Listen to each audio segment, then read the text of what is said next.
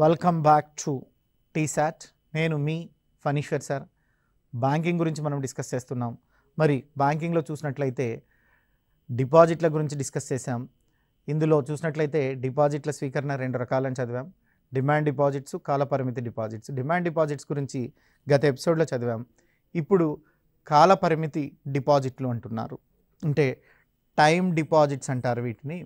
ఇవి కూడా వాణిజ్య బ్యాంకులే రిలీజ్ చేస్తాయి. ఈ కాలపరిమితి డిపాజిట్, టైం డిపాజిట్ అంటే ఏంటో ఇప్పుడు మనం తెలుసుకుందాం. ఇవి ఒక నిర్ణీత కాలానికి సంబంధించినవి కాబట్టే కాలపరిమితి డిపాజిట్లు అంటున్నారండి. అంటే 3 సంవత్సరాల, 4 సంవత్సరాల, 5 సంవత్సరాల, 6 సంవత్సరాల ఎంతో కొంత నిర్ణీత కాల పరిమితి ఉంటుంది. అంటే ఈ డిపాజిట్ విలువ నిర్ణీత కాల పరిమితి ఉంటుంది. సాధారణంగా 3 సంవత్సరాలు కానీ 5 సంవత్సరాలు కానీ ఎక్కువ మంది ఈ టైం డిపాజిట్స్ తీసుకుంటుంటారు, కాలపరిమితి డిపాజిట్లు. ఇవి చూసినట్లయితే రెండు రకాలుగా విభజించడం అన్నటువంటిది జరిగింది. రికరింగ్ డిపాజిట్స్, వీటిని ఆర్డి అని పిలుస్తున్నారు. రికరింగ్ డిపాజిట్స్ స్థిర ఆదాయ వర్గాల వారికి పొదుపును ప్రోత్సహించడం కొరకు ఏర్పాటు చేసినటువంటివే రికరింగ్ డిపాజిట్స్.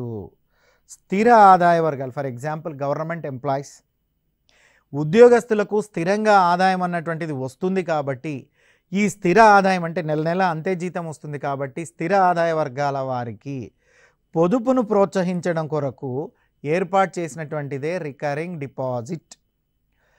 మరి ఉద్యోగస్తులకు వేతనాన్ని పొందేటువంటి వాళ్ళకు అనుకూలంగా ఇది ఉంటుంది. వీటిపై వడ్డీ రేటు కూడా ఉంటుందండి. వీటిపై వడ్డీ రేట్ అన్నటువంటిది కూడా ఉంటుంది. అంటే ఆర్డీపై వడ్డీ రేట్ అన్నటువంటిది ఇస్తున్నారు. అంటే స్థిర ఆదాయ వర్గాల వారికి పొదుపును ప్రోత్సహించడానికి ఏర్పాటు చేసినటువంటి డిపాజిట్నే మనం ఏమంటున్నాం, రికరింగ్ డిపాజిట్. ఈ రికరింగ్ డిపాజిట్ కూడా 5 సంవత్సరాలు లేదా ఇంకొకంటే ఎంతవరకు సాధ్యపడుతుందో అంత సమయానికి పెట్టుకోవచ్చు రికరింగ్ డిపాజిట్స్ కూడా. అయితే కండిషన్ ఏంటంటే స్థిర ఆదాయ వర్గాల వారికి మాత్రమే ఇది సంభవిస్తుంది. ఇక మిగతా వాళ్ళకు ఇవ్వరంటే ఉద్యోగులకు కానీ వేతనగ్రస్తులు కానీ, అంటే ఎవరైతే జీతం పొందుతున్నారో స్థిరంగా వారికే ఈ రికరింగ్ డిపాజిట్లు అన్నటువంటి ఇవ్వడం జరుగుతుంది, ఇతరులకు ఇవ్వరు. ఇక వీటిపై చూసినట్లయితే వడ్డీ రేటు కూడా ఉంటుంది, వీటికి వడ్డీ రేటు కూడా ఉంటుంది. తర్వాత చూసినట్లయితే రెండోది ఫిక్స్డ్ డిపాజిట్. ఎక్కువ మంది ఫిక్స్డ్ డిపాజిటే చేస్తారండి, ఎక్కువ మంది ఫిక్స్డ్ డిపాజిటే చేస్తారు. ఈ ఫిక్స్డ్ డిపాజిట్ అనేది కూడా ఒక టైం బౌండింగ్ డిపాజిట్.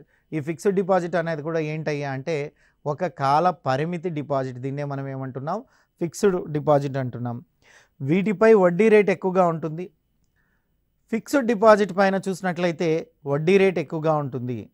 అభివృద్ధి చెందుతున్న దేశాలలో, మనలాంటి దేశాలలో ఇది ఎక్కువగానే ఉంటుందండి. అంటే అభివృద్ధి చెందుతున్నటువంటి దేశాల్లో చూసినట్లయితే ఏది ఎక్కువగా ఉంటుందా అంటే ఫిక్స్డ్ డిపాజిట్ అన్నటువంటిది ఎక్కువగా ఉంటుంది. సో 2 రుణాలు లేదా 2 అడ్వాన్సులు అన్నటువంటి ప్రాతిపదికన దీన్ని తీసుకుంటున్నారు. ఈ డిపాజిట్ ఎక్కువగా ఉంటుంది, రుణాల్లో లేదా అడ్వాన్స్లో దీన్ని మనం తీసుకోవడం అన్నటువంటిది జరుగుతుంది. ఇందులో మనం చూసినట్లయితే డిమాండ్ రుణాల గురించి మనం మాట్లాడుతున్నాం. సో ఇక్కడ మనం చూసినట్లయితే రెండవది రుణాలు లేదా అడ్వాన్సులు అన్నటువంటి టాపిక్ గురించి మనం మాట్లాడుతున్నాం. సో ఈ రుణాలు లేదా అడ్వాన్సులు అంటున్నారు. రుణాలు లేదా అడ్వాన్సుల గురించి మాట్లాడుతున్నాం. అందులో మొదటిది డిమాండ్ రుణాలు లేదా కోరిన తక్షణమే వసూలు చేసేటువంటి రుణాలు. వీటిని కాల్ లోన్స్ అని పిలుస్తున్నారు. కోరిన వెంటనే, కోరిన తక్షణమే వసూలు చేస్తున్నారు కాబట్టి వీటిని కాల్ లోన్స్ అని పిలుస్తున్నారండి. బ్యాంకులకు వాటికి కావాల్సినటువంటి స్వల్పకాలిక రుణాలను మరొక బ్యాంకు నుండి పొందుతాయి. వాటినే మనం కాల్ లోన్స్ అంటున్నాం.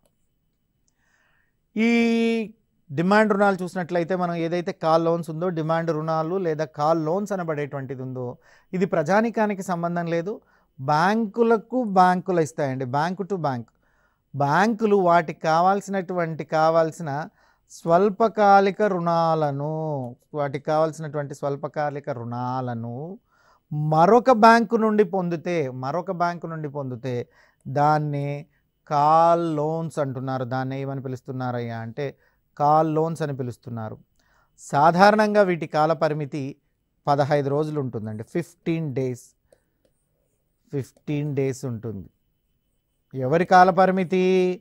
కాల్ లోన్స్ కాల పరిమితి 15 డేస్ ఉంటుంది. So bank to bank transaction జరుగుతుంది. ఇక్కడ బ్యాంకులకు వాటికి కావాల్సిన స్వల్పకాలిక రుణాలను మరొక బ్యాంకు నుంచి పొందితే, బ్యాంకులు వాటికి కావాల్సినటువంటి స్వల్పకాలిక రుణాలను మరొక బ్యాంకు నుంచి పొందితే దాన్ని ఏమని పిలుస్తున్నారు? కాల్ లోన్స్ అంటారు. సాధారణంగా వీటి కాల పరిమితి 15 రోజులు ఉంటుంది సాధారణంగా. ఓకే, నెక్స్ట్ మనం చూసినట్లయితే బి క్యాష్ లోన్స్ అంటున్నారు. క్యాష్ లోన్స్ అంటే ఏంటంటే నగదు రుణాలు అంటున్నారు. నగదు రుణాలు. ఈ నగదు రుణాలు ఏంటి అటువంటి వాటిని చూస్తే వాణిజ్య బ్యాంకులు రకరకాల హామీలపై ఖాతాదారులకు ఇచ్చేటువంటి రుణాలండి. ఖాతాదారులు అంటే సాధారణ ప్రజానికం, ఎవరైతే బ్యాంకు ఖాతాదారులుగా ఉన్నారో వాళ్ళు. వీళ్ళకి వాణిజ్య బ్యాంకులు ఏం చేస్తాయి? వాళ్లకు రకరకాలైనటువంటి హామీలతో రుణాలు ఇస్తాయి. బ్యాంకింగ్ వ్యవస్థలో ప్రధాన అంశం ఏంటంటే రుణాలను ఇవ్వడం, రుణాలను స్వీకరించడం. అంటే డిపాజిట్ని స్వీకరిస్తున్నాయి. సో డిపాజిట్ హోల్డర్స్ ఎవరైతే ఖాతాదారులు ఉన్నారో కస్టమర్స్కి రుణాలను కూడా అందిస్తున్నాయి. సో ఇట్లా వాణిజ్య బ్యాంకులు రకరకాల హామీల పైన ఖాతాదారులకు ఇచ్చేటువంటి రుణాలనే మనం క్యాష్ లోన్స్ అంటున్నాం. అంటే నగదు రుణాలు అని అర్థం అండి. ఇక ఒక నిర్దిష్ట సమయం లోపల ఒక నిర్దిష్ట మొత్తాన్ని మించకుండా నగదును ఉపయోగించుకునేటువంటి సౌకర్యం కలిగినటువంటి దాన్నే, అలా సౌకర్యం కలిగినటువంటి రుణాన్నే మనం ఏమంటున్నామయ్యా అంటే క్యాష్ లోన్ అంటున్నాం. ఇందులో ఉపయోగించుకున్నటువంటి నగదు మాత్రమే వడ్డీ విధించబడుతుంది. ఉపయోగించుకున్న నగదు పై మాత్రమే వడ్డీ నిర్ణయించబడుతుందండి. నిర్దిష్ట సమయం లోపల ఒక నిర్దిష్ట మొత్తానికి మించకుండా నగదు ఉపయోగించుకునేటువంటి సౌకర్యం కలిగి ఉంది. సో లైక్ క్రెడిట్ కార్డ్స్, నిర్దిష్ట సమయం లోపల ఒక నిర్దిష్ట మొత్తాన్ని మించకుండా నగదును ఉపయోగించుకునేటువంటి సౌకర్యం కలిగినటువంటి రుణాన్నే సో ఏమంటున్నారయ్యా అంటే నిర్దిష్ట లోను లేదా నగదు క్యాష్ అని చెప్తున్నారండి. ఇక ఓవర్ డ్రాఫ్ట్ ఓడి, ఓవర్ డిపాజిట్ అంటున్నారండి. ఓవర్ డిపాజిట్ ఇది కరెక్ట్ అకౌంట్ ఖాతాదారులకు ఇచ్చేటువంటి ఒక డిపాజిట్ అండి. ఇది కూడా ఒక డిపాజిటే. అయితే ఎవరికి ఇస్తున్నారయ్యా అంటే కరెంట్ ఖాతాదారులు ఎవరైతే ఉన్నారో ఆ కరెంటు ఖాతాదారులకు ఇచ్చేటువంటి డిపాజిట్. దీన్ని ఏమని చెప్తున్నారు? సో మనం చూసినట్లయితే ఓవర్ డిపాజిట్స్. ఇది స్వల్పకాలానికి అవసరమైతే రుణాలను కల్పిస్తుంది. సో స్వల్పకాలానికి లైక్ క్రెడిట్ కార్డు, స్వల్పకాలానికి అంటే ఒక నెలకు కావచ్చు, ఇంకా స్వల్పకాలానికి సాధారణంగా నెల తీసుకుంటారు. ఈ స్వల్పకాలానికి అవసరమైనటువంటి రుణాలను కల్పించేటువంటి దాన్ని ఏమంటున్నారు? Debit card, debit credit cards ఈ విధానికి చెందినటువంటివి. సో క్రెడిట్ కార్డు కావచ్చు. ఈ క్రెడిట్ కార్డులో ఏముంది? స్వల్పకాలానికి అవసరమైనటువంటి రుణాలనే తీసుకుంటారు. అన్ని క్రెడిట్ కార్డ్స్లో అదే కాన్సెప్ట్. వాణిజ్య బ్యాంకుల క్రెడిట్ కార్డుల ద్వారా కూడా రుణాలు మంజూరు చేస్తారు. వాణిజ్య బ్యాంకులు క్రెడిట్ కార్డుల ద్వారా కూడా రుణాలను మంజూరు. అసలు క్రెడిట్ కార్డు ఇచ్చిందంటేనే నీకు ఓవర్ డిపాజిట్ వచ్చినట్లే. నీ దగ్గర డబ్బులు లేకపోయినా నువ్వు కొంత నిర్ణీత మొత్తం వరకు కొంత నిర్ణీత కాలానికి అప్పుగా తీసుకునేటువంటి సౌకర్యాన్ని కల్పించడాన్నే క్రెడిట్ కార్డు కింద మనం చెప్తున్నాం. దాన్నే మనం ఏమంటున్నాం? Over deposit. ఫర్ ఎగ్జాంపుల్, నాకు ఒక క్రెడిట్ కార్డు ఉంది, నా దగ్గర డబ్బులు లేవు, అయినా నాకు నిర్ణయించిన మొత్తం మేరకు నిర్ణయించినటువంటి కాలానికి డబ్బును డ్రా చేసుకునేటువంటి అవకాశం ఉంటుంది. ఇది ఓడి గురించి మనం మాట్లాడుతున్నాం. ఇక వాణిజ్య బ్యాంకులకు డిపాజిట్ చేయడం, వాణిజ్య బ్యాంకులను డిపాజిట్ చేయడం, క్రయ విక్రయాల గడువు చెల్లింపులకు హామీగా ఇవ్వబడినటువంటి బిల్ లేదా బిల్ ఆఫ్ ఎక్స్చేంజ్ అంటారు. దీన్నే మనం ఏమంటున్నాం? వాణిజ్య బ్యాంకులకు డిపాజిట్ చేయటం అంటున్నారు. క్రయ విక్రయాలలో గడువు చెల్లింపుకు హామీగా ఇవ్వబడినటువంటి బిల్లు లేదా సో ఎక్సైజ్ అంటున్నారు. ఇక ఖాతాదారుల వద్ద ఉన్నటువంటి బిల్లులపై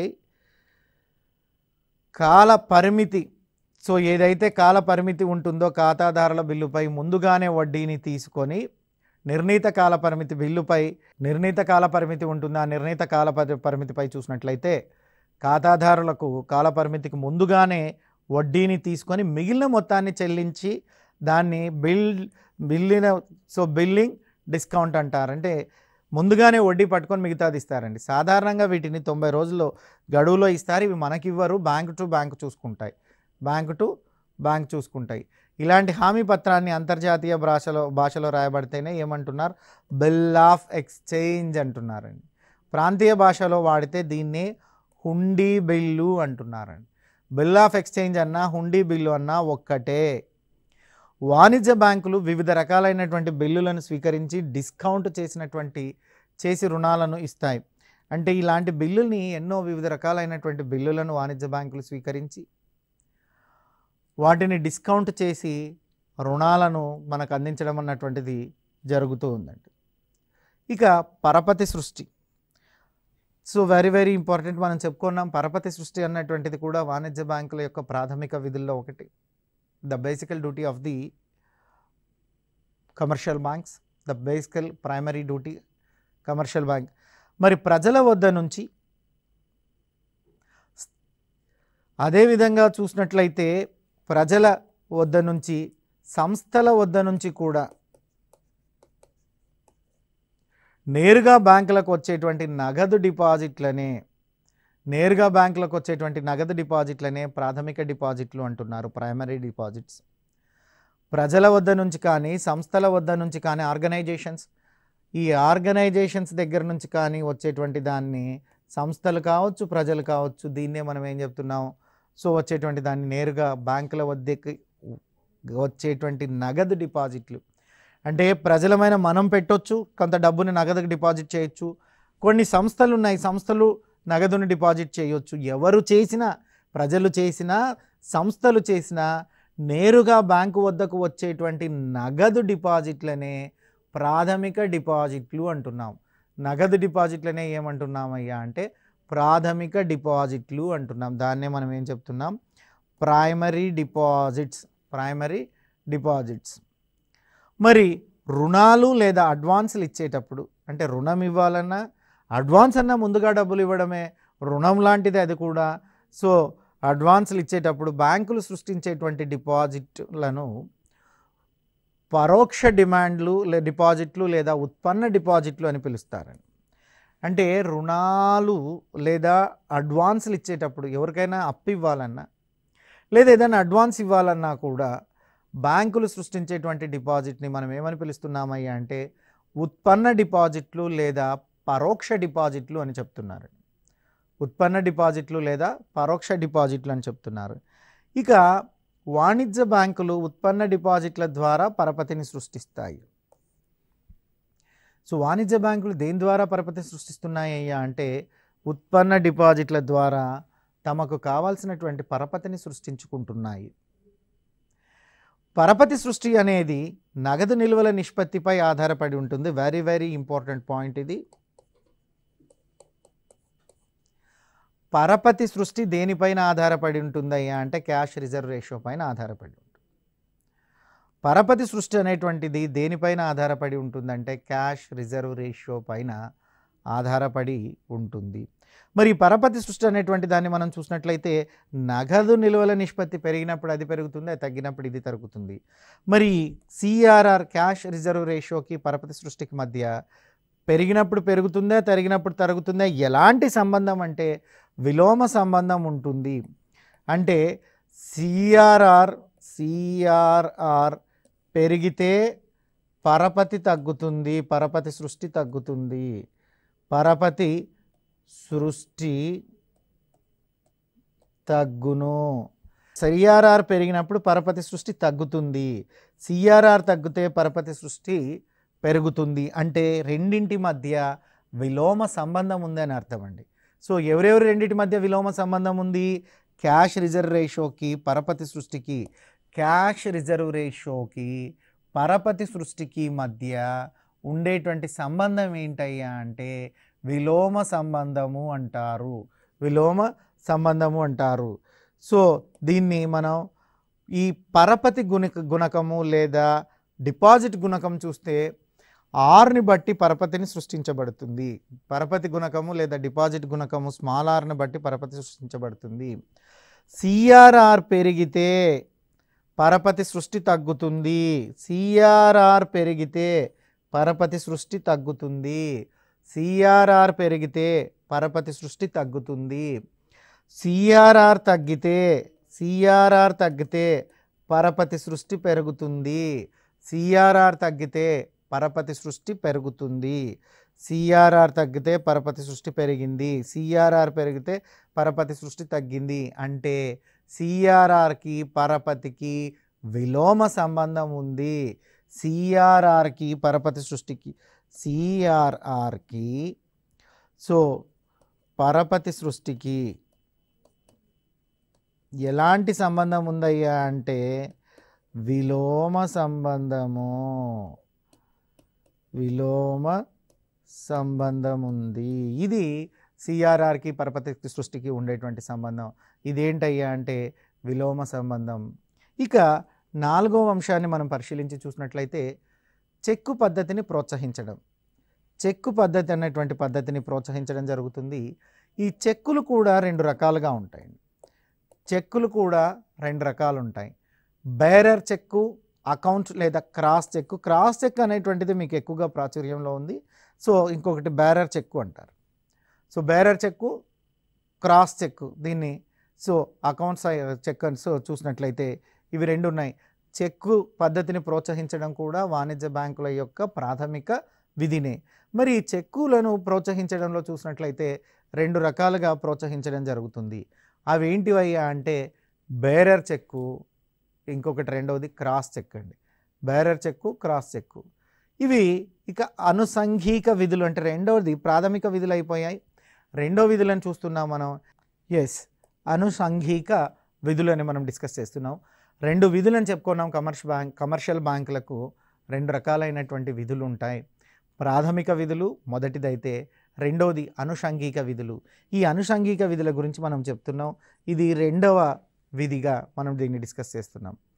ఏజెన్సీ విధులు లేదా ప్రాతినిధ్య విధులు అని కూడా వీళ్ళని పిలుస్తారండి. ఇవి అనుషంగిక విధుల్లో చూసినట్లయితే ఏజెన్సీ విధులు లేదా ప్రాతినిధ్య విధులు అంటున్నారు. ఏజెన్సీ విధులు లేదా ప్రాతినిధ్య విధులు అంటున్నారు. వాణిజ్య బ్యాంకులు వారి ఖాతాదారుల తరఫు ఏజెంట్లుగా వ్యవహరిస్తూ నిర్వహించేటువంటి విధులను ఏజెన్సీ విధులు అంటారండి. ఏజెన్సీ విధులు అంటే ఏంటి అయ్యా అంటే వాణిజ్య బ్యాంకులు వారి ఖాతాదారుల తరఫున ఏజెంట్లుగా వ్యవహరిస్తూ నిర్వహిస్తే దానిని ఏజెన్సీ విధులు అని చెప్తారండి. చెక్కులు, డ్రాఫ్ట్లు, వినిమయ బిల్లులు, ఇతర బ్యాంకుల నుంచి వసూలు చేసేటివన్నీ కూడా దీనిల కిందికే వస్తాయి. ఇక డివిడెండ్లు, వడ్డీలు, అద్దెల వసూలు చేయుట కూడా దీని కిందికే వస్తుంది. షేర్లు ఒక ఖాతాదారుని పేరిట కొనుటకు కానీ అమ్మటం కానీ కూడా దీని కిందికే ఏజెన్సీ విధుల కిందికే వస్తుంది. ఖాతాదారులను ట్రస్ట్గా ఖాతాదారుల నిధులకు భద్రతపరుస్తారు. అంటే ఇవన్నీ కూడా చూసినట్లయితే ఏజెన్సీ విధుల కిందికే వస్తున్నాయి. చెక్కులు, డ్రాఫ్ట్లు, వినిమయ బిల్లులు, ఇతర బ్యాంకుల నుంచి వసూలు చేయుట ఇది కూడా ఏజెన్సీ విధుల్లో భాగమే.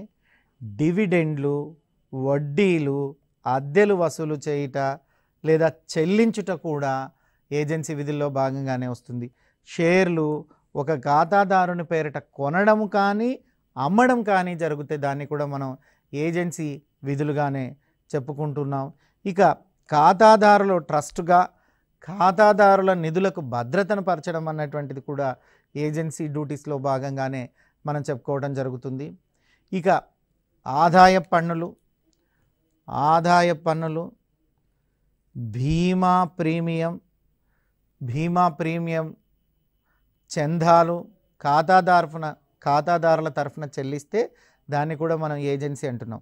ఆదాయ పన్నులు, బీమా ప్రీమియంలు, చందా ఖాతాదారుల తరఫున చెల్లిస్తే దాన్ని మనం ఏమంటున్నామయ్యా అంటే దీన్ని కూడా ఏజెన్సీ యాక్టివిటీస్ కిందనే మనం చెప్తూ ఉన్నాం. ఆదాయ పన్ను కావచ్చు, బీమాలకు సంబంధించినటువంటి ప్రీమియం చెల్లించడం కావచ్చు, ఆ చందాలు ఖాతాదారుల తరఫున బ్యాంకే చెల్లిస్తే వాటిని మనం ఏజెన్సీ విధులుగా చెప్పుకుంటున్నాం, డ్యూటీస్ అని. ఇక రెండో దాన్ని చూసినట్లయితే సాధారణ ప్రజా ఉపయోగ సేవలు. లేదా విధులు. అంటే ఇవి జనరల్ పబ్లిక్ కొరకు బ్యాంక్స్ ఏం చేస్తున్నాయి వాటి గురించి ఇక్కడ డిస్కస్ చేస్తున్నారు. దాన్నే ఏమంటున్నారు, సాధారణ ప్రజా ఉపయోగ సేవలు లేదా విధులు అంటున్నారు. జనరల్లీ ఇది విధులు అనేది బ్యాంకింగ్ భాష. ప్రజల వైపు నుంచి చూసినట్లయితే సాధారణ ప్రజా ఉపయోగ సేవల కిందకే మనం చెప్తూ ఉన్నామండి. మరి దీంట్లో బ్యాంకు ఖాతాదారులైన వారిని మరియు కాని వారికి కూడా బ్యాంకు సేవలు అందించేటువంటి విధులు. అంటే ఖాతాదారులకు ఇస్తారు, ఖాతాదారులు కాకపోయినా బ్యాంకులు సేవలు అందిస్తూనే ఉంటుందండి. ఫర్ ఎగ్జాంపుల్ డిమాండ్ డ్రాఫ్ట్లు, ట్రావెల్ చెక్కులు, ఏటీఎం సేవలు, ఇంటర్నెట్ బ్యాంకింగ్ సౌకర్యం, సో డీడీలు, ట్రావెల్ చెక్కులు,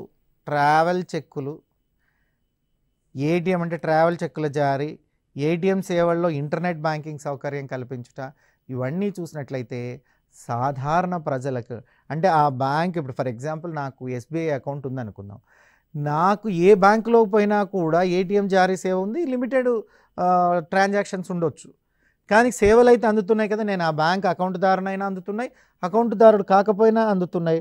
ట్రావెల్ చెక్కులను ఏ బ్యాంక్ అయినా ఇస్తుంది, నేను ఏ బ్యాంకు కన్నా పోయి డీడీలు కట్టవచ్చు. సో ఇలాంటి సౌకర్యాలు వీటిని అంటే సాధారణ ప్రజా ఉపయోగాలు అంటారు. ఇందులో ఖచ్చితంగా బ్యాంకు ఖాతాదారుడే అయి ఉండాల్సిన అవసరం లేదండి. ఖాతాదారుడైనా రావచ్చు, ఒకవేళ ఇతర బ్యాంకు ఖాతాదారుడు లేదా ఏ బ్యాంకులో ఖాతా లేని వారైనా కూడా ఇందులోకి వచ్చి పార్టిసిపేట్ అన్నటువంటిది జరుగుతుంది. ఇక ప్రాంతీయ గ్రామీణ బ్యాంకులు అంటే ఏంటివి, వాటి గురించి మనం కొంత తెలుసుకుందాం. ప్రాంతీయ గ్రామీణ బ్యాంకులు రీజనల్ రూరల్ బ్యాంక్స్ అంటున్నారు, ఆర్ఆర్బీస్ అని పిలుస్తారు. రీజనల్ రూరల్ బ్యాంక్స్ అంటారు ప్రాంతీయ గ్రామీణ బ్యాంకులు. దేశంలో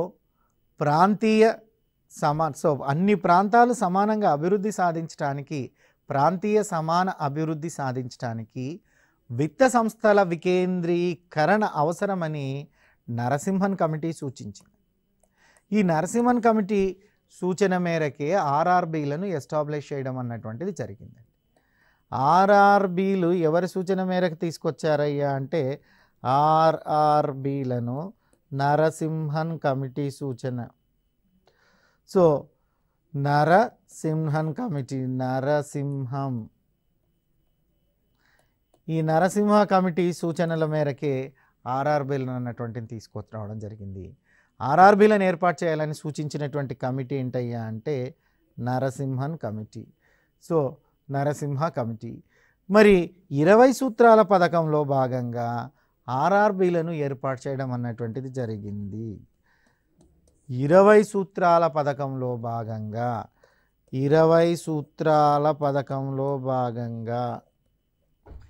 ఏమిటిని ఏర్పాటు చేశారు, ఆర్ఆర్బీలను ఏర్పాటు చేయడం అన్నటువంటిది జరిగింది. సో మరి ఎవరి రికమెండేషన్ ద్వారా ఆర్ఆర్బీలను ఏర్పాటు చేశారు, నరసింహ కమిటీ రికమెండేషన్ ద్వారా ఆర్ఆర్బీలను ఏర్పాటు చేయడం అన్నటువంటిది జరిగింది. మరి 1975 సెప్టెంబర్ 26న ఆర్ఆర్బీలకు సంబంధించినటువంటి ఆర్డినెన్స్ను ప్రభుత్వం జారీ చేసింది. ప్రభుత్వము ఒక ఆర్డినెన్స్ని జారీ చేసిన తర్వాత ఆర్ఆర్బీలను యాక్ట్ అన్నటువంటి దాన్ని తీసుకుంది. ఆర్డినెన్స్ ఎప్పుడు జారీ చేసింది అయ్యా అంటే 1975 సెప్టెంబర్ 26న 1975 సెప్టెంబర్ 26న ఆర్ఆర్బీలకు సంబంధించినటువంటి ఆర్డినెన్స్ను ప్రభుత్వం జారీ చేయడం అన్నటువంటిది జరిగింది. ఇక ఆర్ఆర్బీ యాక్ట్ని 1976లో చేశారండి. ఆర్ఆర్బీ యాక్ట్ ఎప్పుడు చేశారయ్యా అంటే 1976లో ఆర్ఆర్బీ చట్టం అన్నటువంటిది చేయబడిందండి.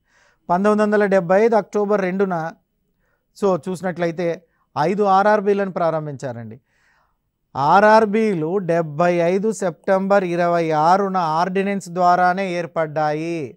సో సెప్టెంబర్ 26న ఆర్డినెన్స్ ద్వారా ఏర్పడిన వెంటనే అక్టోబర్ 2న 5 ఆర్ఆర్బీలను ఏర్పాటు చేశారు. కానీ ఆర్ఆర్బీ చట్టం మాత్రం 76లో తీసుకొచ్చారు. అభ్యర్థులు ఈ విషయాన్ని కొంచెం కేర్ఫుల్గా గుర్తుపెట్టుకొని రావాలి. ఎందుకంటే ఇది ఆర్డినెన్స్ ద్వారా వచ్చింది కాబట్టి ఆర్డినెన్స్ 75 సెప్టెంబర్ 26న ఆర్డినెన్స్ తీసుకొని వచ్చి 75 అక్టోబర్ 2న ఆర్ఆర్బీలను ప్రారంభించారు. తర్వాత 76లో ఆర్ఆర్బీ చట్టం అన్నటువంటిది చేశారు. సో దీన్ని మనం గమనించాలి. అంటే 1975 సెప్టెంబర్ ఆర్డినెన్స్ తీసుకొని వచ్చారు. దేనికి సంబంధించి? ఆర్ఆర్బీలకు సంబంధించి ఆర్డినెన్స్ని తీసుకొని రావడం అన్నటువంటిది జరిగింది. ఆర్డినెన్స్ని తీసుకొని వచ్చి వెంటనే 5 బ్యాంకులను 5 ఆర్ఆర్బీలను ఏర్పాటు చేశారు. ఎప్పుడు ఏర్పాటు చేశారు? 1975 అక్టోబర్ 2న మహాత్మా గాంధీ గారి జయంతిని పురస్కరించుకొని 5 ఆర్ఆర్బీలను ఏర్పాటు చేయడం అన్నటువంటిది జరిగింది. 5 ఆర్ఆర్బీలను ఏర్పాటు చేశారు. అటు పిమ్మట అనగా 1976లో ఆర్ఆర్బీ యాక్ట్ అన్నటువంటి దాన్ని తీసుకొచ్చారు. ఇవి మీరు మర్చిపోకూడదు. ఈ సీక్వెంట్ గుర్తుపెట్టుకోవాలా. ఈ సీక్వెంట్ మీద మనకు ఒక బిట్ వచ్చేటువంటి అవకాశం ఉంది. మరి ఎక్కడెక్కడ 5 అంటే మొరాబాద్, ఇది ఉత్తరప్రదేశ్లో ఉంటుంది. రెండోది గోరఖ్పూర్, ఇది కూడా ఉత్తరప్రదేశ్లోనే ఉంటుంది. తర్వాత చూసినట్లయితే హర్యానా భివానీ అనేటువంటి ప్లేసు, జైపూర్ రాజస్థాన్, మాలా పశ్చిమ బెంగాల్ అన్నటువంటి ప్లేస్లో ఈ 5ని ఏర్పాటు చేయడం అన్నటువంటిది జరిగింది. ఇది మనం చూసినట్లయితే ఇక భారతదేశంలో కొత్తగా మొదటి గ్రామీణ బ్యాంక్ ఎక్కడ ఏర్పాటు చేశారయ్యా అంటే ప్రథమ గ్రామీణ బ్యాంకు 75లో ఉత్తరప్రదేశ్లో ఏర్పాటు చేయడం అన్నటువంటిది జరిగింది. ఇక ఉమ్మడి ఆంధ్రప్రదేశ్ విషయానికి వస్తే మొదటి గ్రామీణ బ్యాంకును నాగార్జున గ్రామీణ బ్యాంక్ అని 1976లో ఖమ్మం జిల్లాలో ఏర్పాటు చేశారండి. మన రాష్ట్రం విషయానికి వస్తే ఉమ్మడి ఆంధ్రప్రదేశ్లో ఉమ్మడి ఏపీ రాష్ట్రంలో ఖమ్మంలో తీసుకురావడం అన్నటువంటిది జరిగింది. ఖమ్మంలో మొదటి ఆర్ఆర్బీని ఏర్పాటు చేశారు. ఇది ఎవరు ఏర్పాటు చేశారయ్యా అంటే నాగార్జున గ్రామీణ బ్యాంక్ అన్నటువంటి వారు ఏర్పాటు చేశారు. ఆర్ఆర్బీలను ఏదైనా వాణిజ్య బ్యాంకులు స్పాన్సర్ చేస్తుంది. అందుకే ఇక్కడ వాణిజ్య బ్యాంకులను స్పాన్సర్ బ్యాంక్ అంటారు. ఇక నెక్స్ట్ చూసినట్లయితే ఈ ఎపిసోడ్లో మనం ఏం నేర్చుకున్నామయ్యా అంటే మరి ఎపిసోడ్లో చూసినట్లయితే మనం పూర్తిగా చూసినట్లయితే డిపాజిట్లకు సంబంధించినటువంటి విషయంలో కాలపరిమితి డిపాజిట్లు అంటే ఏంటివి, ఎన్ని రోజులకు ఉంటాయి తెలుసుకున్నాం. కాలపరిమితి డిపాజిట్లతో పాటు ఫిక్స్డ్ డిపాజిట్లు కూడా తెలుసుకున్నాం. రుణ డిపాజిట్లు అంటే ఏంటివో కూడా తెలుసుకున్నాం. నగదు క్యాష్ లోన్స్ ఎవరెవరికి ఇస్తారు, వాణిజ్య బ్యాంకులకు రకరకాల హామీలపై ఖాతాదారులకు ఇచ్చేటువంటి రుణాలని తెలుసుకున్నాం. ఓవర్ డిపాజిట్స్ అంటే ఏంటో తెలుసుకున్నాం. ఇది అకౌంట్ ఖాతాదారులకు కరెక్ట్గా అకౌంట్దారులకు వస్తుందా ఇక అన్నటువంటి దాన్ని చూసుకున్నాం. ఇక క్రయ విక్రయాల గడువు చెల్లింపుల హామీగా ఇవ్వబడేటువంటిది హుండీ బిల్, దీన్ని బిల్ ఆఫ్ ఎక్స్చేంజ్ అని తెలుసుకున్నాం. బిల్ ఆఫ్ ఎక్స్చేంజ్ అన్నా హుండీ బిల్ అన్నా ఒకటే అని తెలుసుకున్నాం. పరపతి సృష్టి అని తెలుసుకున్నాం.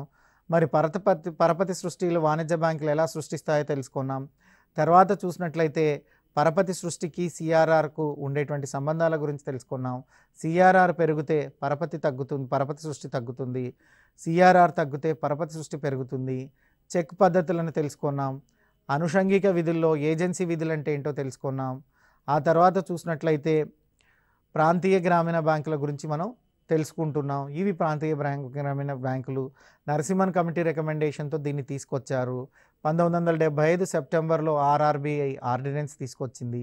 1975 అక్టోబర్ 2న ఆర్ఆర్బీలను ఏర్పాటు చేశారు. 1976లో ఆర్ఆర్బీ యాక్ట్ చేయబడ్డం అన్నటువంటిది జరిగింది.